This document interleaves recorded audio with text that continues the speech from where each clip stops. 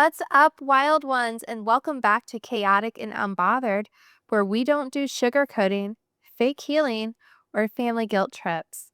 I'm your host, MJ, and today we're going there. We're talking about something that so many of us have dealt with behind closed doors: cutting off the people who raised you.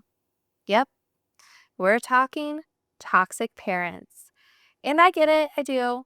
That phrase alone makes people uncomfortable. But let's be honest, some of us were raised by people who never deserved to be called mom or dad. I know it because I lived it. I cut off my mother, my father, and my sister 3 years ago. And not just some surface level space. I mean, I fully went no contact with them and still am. It took me a lifetime of being ignored, emotionally manipulated, controlled, blamed, and made to feel like the problem. But I finally reached my limit. And if you're listening to this and your heart's racing because you're there too, or you've been there, this episode is your sign. Let's talk about what nobody wants to admit out loud.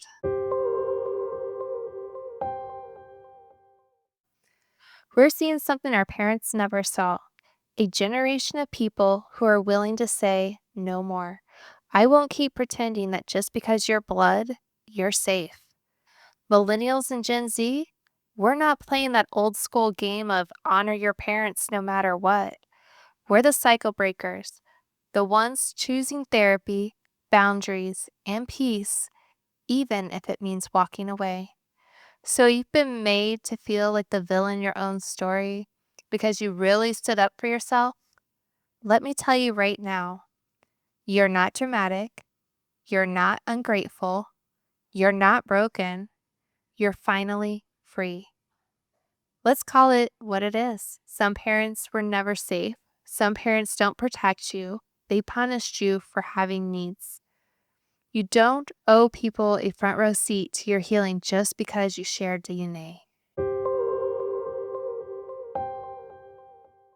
I didn't wake up one day and just say, let me cut off my whole family. It happened after years and years of trying, years of getting hurt, years of being blamed and shamed for speaking up.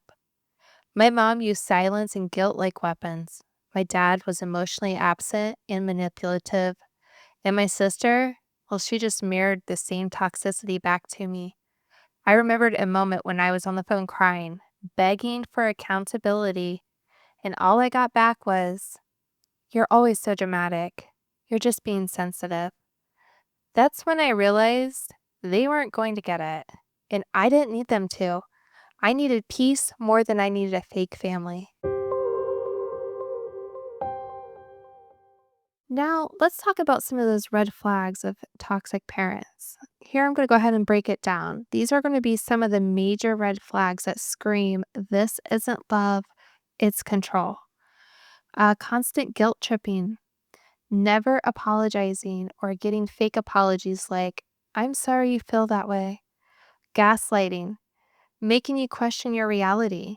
Using money as control. Demanding respect they never gave. Making you feel small for having boundaries.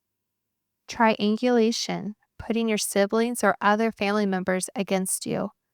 Weaponizing their pain to silence yours.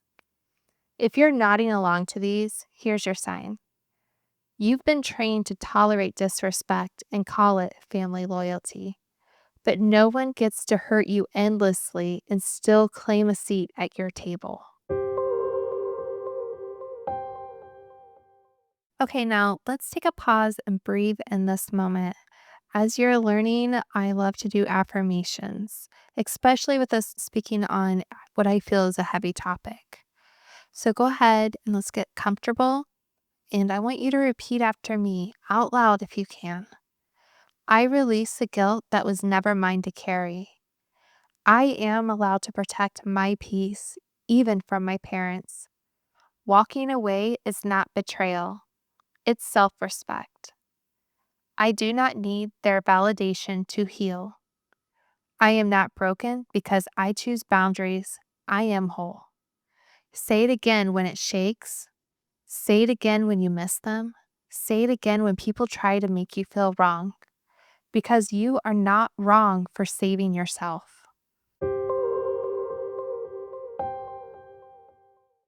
So you've gone no contact or low contact. Now what? First, expect the grief. It's real, and sometimes grieving somebody alive is harder than if they weren't. Second, expect the doubt. It will come in waves. And third, build your healing circle. That might be therapy, chosen family, spiritual healing, could be journaling, or reparenting work. But the most important thing, start showing up for you in the ways they didn't. Be your own comfort. Celebrate your boundaries. Validate your truth. The version of me that exists now, well, she's not perfect, but she is safe. And I created her. So can you. If this episode spoke to your soul, I'm sending you the biggest hug. And I see you. Family doesn't always mean safe, and choosing to protect your peace is never the wrong choice. If you want to connect, vent, or share your story with me, my inbox is open. Come say hi over on TikTok or Instagram at Chaotic and Unbothered. Whether it's story ideas, Q&A topics, or you just want someone to say, "Me too," I'm there. If this episode made you feel seen, follow the show on Spotify and leave a rating. It helps more Black sheep, cycle breakers, and healing wild ones find this space. Until next time, stay untamed and unashamed. Own your chaos because you deserve peace and you don't need anyone's permission to have it.